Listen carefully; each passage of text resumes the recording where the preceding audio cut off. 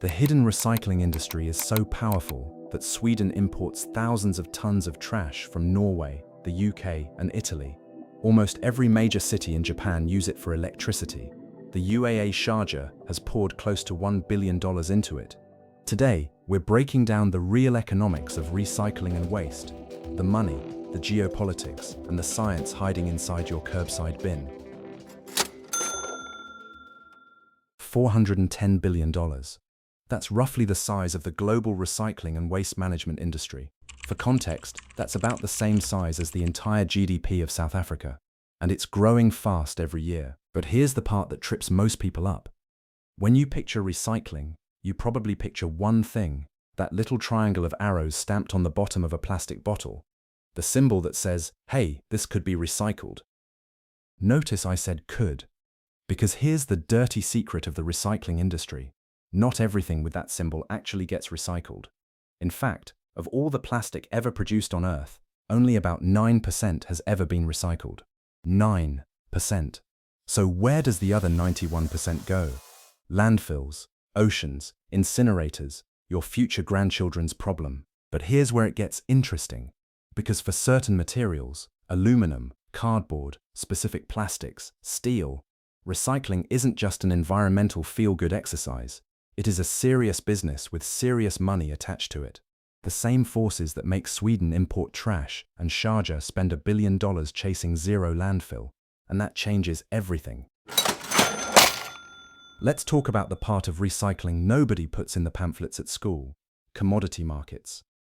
When your aluminum can gets collected, sorted, and crushed into a bale the size of a small car, that bale gets sold at market price, just like oil, just like wheat, just like gold. And aluminum.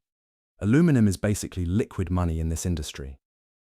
Recycling one aluminum can saves enough energy to run a TV for 3 hours. But that's the environmental pitch. Here's the financial pitch. Recycled aluminum sells for around $1,500 to $2,000 per metric ton. Virgin aluminum, the stuff you have to mine out of the ground, costs nearly twice as much to produce. So for companies like Coca-Cola or Ball Corporation, buying recycled aluminum isn't charity, it's just cheaper. That's why the can you crushed and tossed is worth real money. Scrap metal dealers know this. That's why they'll pay you cash on the spot. Now move over to cardboard, and the story gets even wilder. During COVID, when everyone was ordering online, the price of recycled cardboard, called old corrugated containers in the trade, or OCC, absolutely exploded.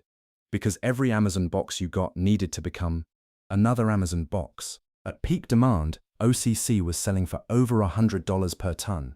That's a 5x increase in under 2 years. Recycling companies that had stockpiles of cardboard became basically commodity traders overnight. And this is where something really important clicks. The recycling industry doesn't run on your good intentions. It runs on price signals. When the price of recycled material is high, recycling is profitable, and therefore it happens. When the price crashes, like it does in recessions, or when oil is cheap and virgin plastic is suddenly affordable, the whole system wobbles. Your blue bin isn't a charity, it's a supply chain. Now I have to tell you about the moment in 2018 that nearly broke the entire Western recycling system. It's called China's national sword. For decades, China was the world's largest buyer of recycled material, especially mixed paper and low-grade plastic. They'd buy it from the US, Europe, Australia. Basically, the whole developed world was shipping its recycling to China, where it would be sorted cheaply and turned into new products. At its peak, China was buying 45% of the world's recycled material. Then, in January 2018, China flipped the switch. They announced new contamination standards. Basically, they'd only accept recycled materials that were 99.5% pure. No food waste, no mixing, just pure, sorted material. Almost nothing from the West met that standard. Almost overnight, the price of mixed paper went from $100 a ton to -$25 a ton. Cities weren't just not getting paid anymore, they were paying to get rid of it. Recycling programs across the US started shutting down. Philadelphia started sending 50% of its recycling straight to incinerators. Small towns across rural America just stopped collecting it at all. The good news, Since 2018, the industry has been scrambling to adapt. Domestic processing facilities are being built. Southeast Asian countries stepped in to absorb some demand. And the focus shifted, hard, toward the materials that were always worth recycling: metals, aluminum, specific clean plastics.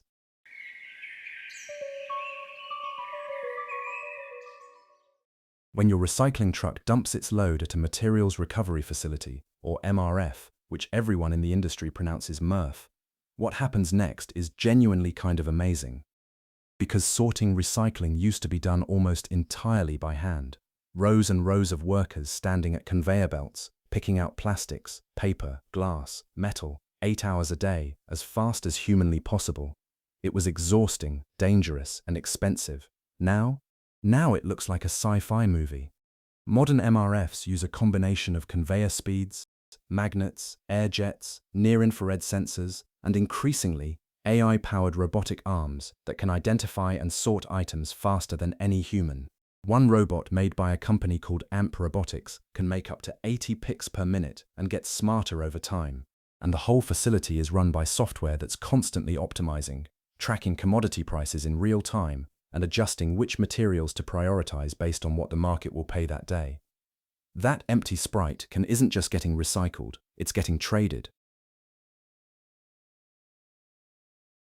Here's a part of this industry that almost nobody talks about. Waste management might be one of the most quietly beloved sectors on Wall Street. Not glamorous, not exciting, but boring in the best possible way. The kind of boring that makes institutional investors very, very happy. Take the two biggest players in North America, Waste Management and Republic Services. Between them, they're worth well over $150 billion in market capitalization. Waste Management alone commands roughly a quarter of the entire North American solid waste market. Add in Republic Services, Waste Connections, and a couple other giants, and the top 5 companies control about half of everything thrown away on the continent. And here's the twist that's turning heads in the industry right now. Landfills themselves are becoming a second revenue stream. As organic waste decomposes, it releases methane, and companies are increasingly capturing that gas and selling it as renewable energy, turning what used to be a liability into a second paycheck. So next time someone tells you the stock market is unpredictable and scary, just remember, somewhere out there, a multi-billion-dollar company is getting paid, on repeat, forever, to pick up your trash. That's not a joke, that's a business model most CEOs would kill for. So where does all this leave us? Here's my take.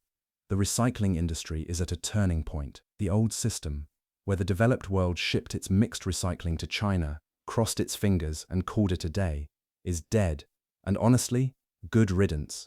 What's emerging is more sophisticated, more local, more honest about what can actually be recycled and what can't. Private investment is pouring in. Startups are working on chemical recycling, processes that can break plastic all the way back down to its molecular building blocks and reassemble it into virgin quality material. Companies like Eastman and Plastic Energy are already doing this at commercial scale. Aluminum recycling is becoming a genuine arms race because the savings are so dramatic that companies will do almost anything to secure a steady supply of recycled cans. And AI is quietly transforming the MRF floor, making sorting faster, cleaner, and more profitable.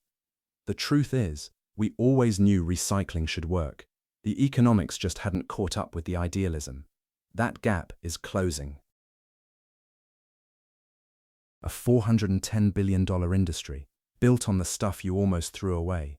If you found this interesting, or if I got something wrong, it happens. Let me know in the comments. And if you want to see me dig into another industry that's hiding in plain sight, subscribe, because we've got a lot more where this came from. See you in the next one.